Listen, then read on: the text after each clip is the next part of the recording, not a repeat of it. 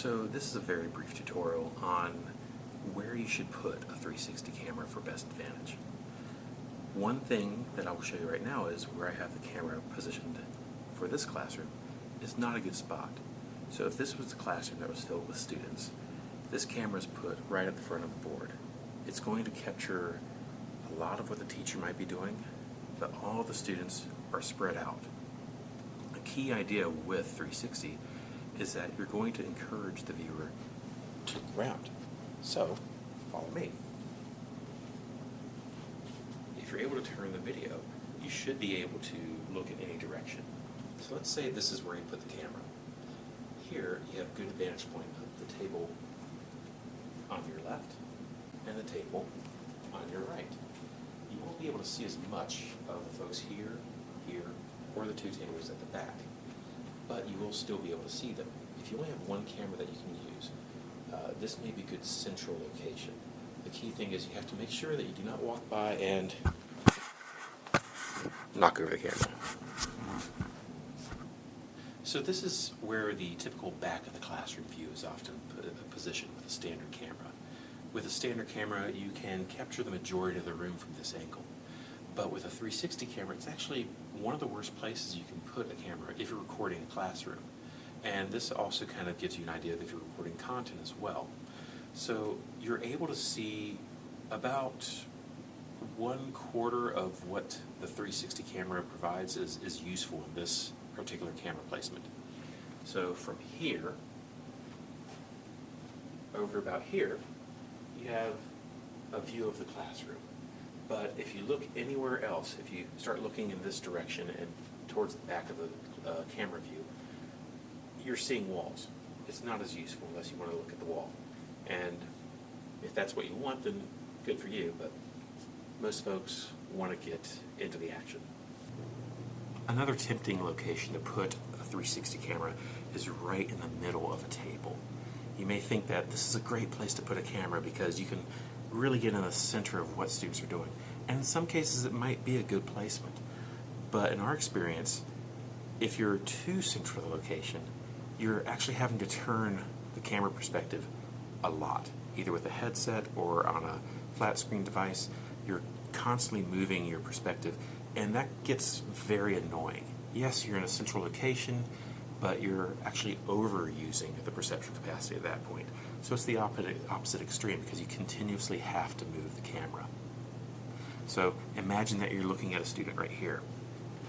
A student over here says something. All of a sudden, a student across the way says something. You have to look that direction. It can become very annoying and very frustrating to have to continually move around and around the table, following the person as they talk in a small group session. So if you're trying to follow me right now, you're probably very annoyed with me by moving. And that's the point. It's not always a great location to put the camera. Sometimes you want to put the camera right between two tables that you're interested in. But you have to be careful where exactly you put that camera between the two tables. Because if the students' backs are facing you, you can't really see what they're doing. So I'm going to move the camera just slightly. Now you're not exactly between the camera or between the tables, but you have a better field of view of what's happening here. You're never going to be able to see everything with just one 360 camera, but you're able to see more. So maximize where you put the camera. If you were to put it where I had it before, you see the back of that student's head. If you adjust it slightly, you get a better field of view. That's a key thing to remember, field of view. Where can you maximize what you can see? You want to pay attention to whether you're behind students, whether you're too in front of students, and whether you're actually using the capacity of a 360 camera.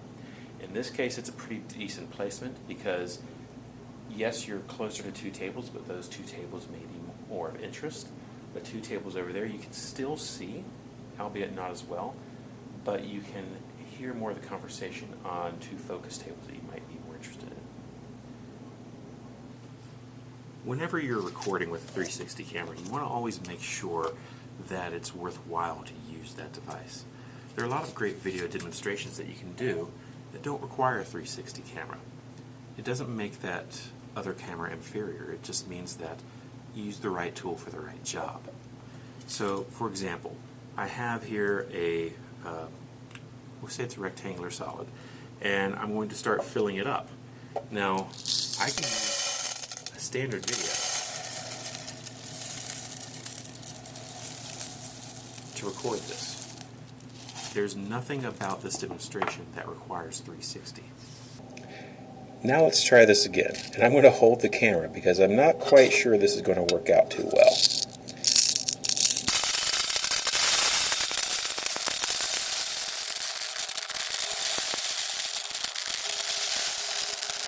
What I want you to notice is how the sand is filling up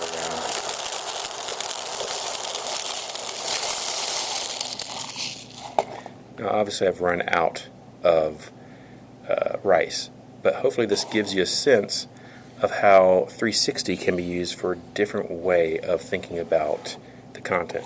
In this case, it's how the volume of this rectangular solid fills up with the rice.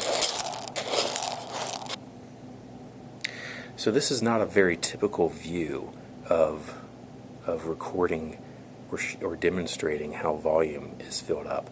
This is a more immersive view. It may be a little disconcerting. In this case, I think we have about 3/4 of the cube filled up, and you can get a better sense of a different. You get a different perspective.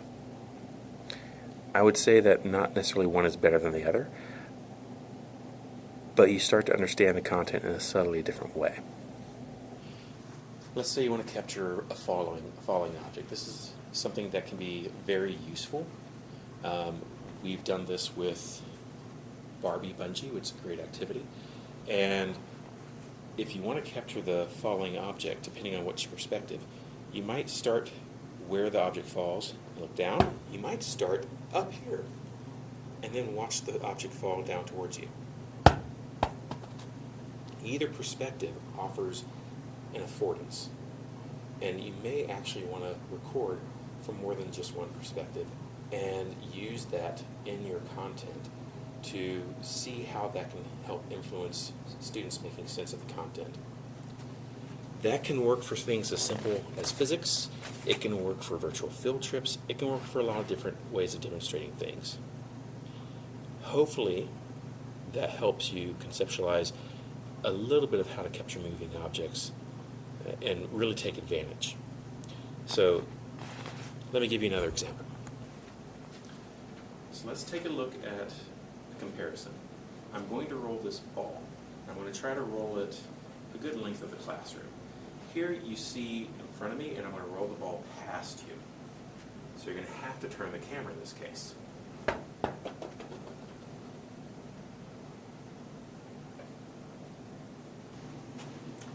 All right, here's another perspective. Here's another perspective.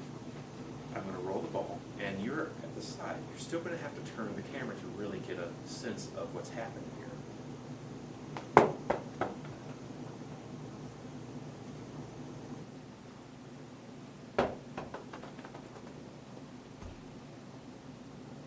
So here's a different side view.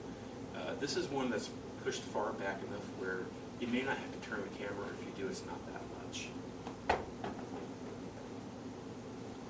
So in this case, you're not taking as much advantage of the 360 camera because you're treating the 360 camera like a standard camera.